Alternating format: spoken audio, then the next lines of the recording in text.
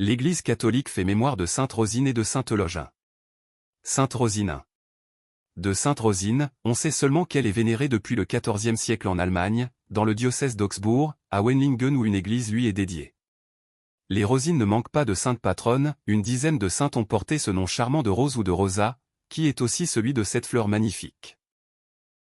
Ainsi on célèbre le 23 août Sainte Rose de Lima, dominicaine qui naquit à Lima au Pérou à la fin du XVIe siècle et fut la première sainte canonisée d'Amérique latine. Le 4 septembre est dédié à Sainte Rose de Viterbe, Italie, et le 17 janvier à Sainte Roseline. Sainte Euloge.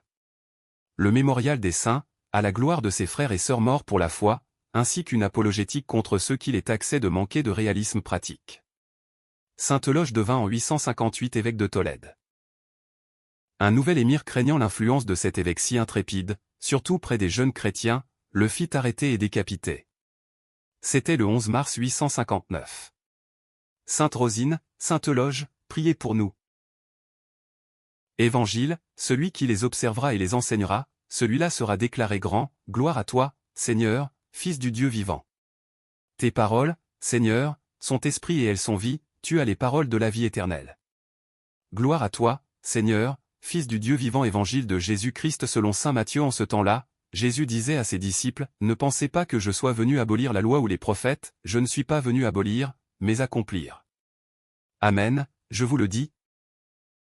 Avant que le ciel et la terre disparaissent, pas un seul iota, pas un seul trait ne disparaîtra de la loi jusqu'à ce que tout se réalise.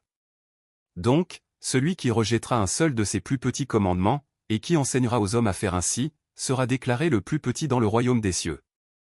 Mais celui qui les observera et les enseignera, celui-là sera déclaré grand dans le royaume des cieux. Acclamons la parole de Dieu. Louange à toi Seigneur Jésus.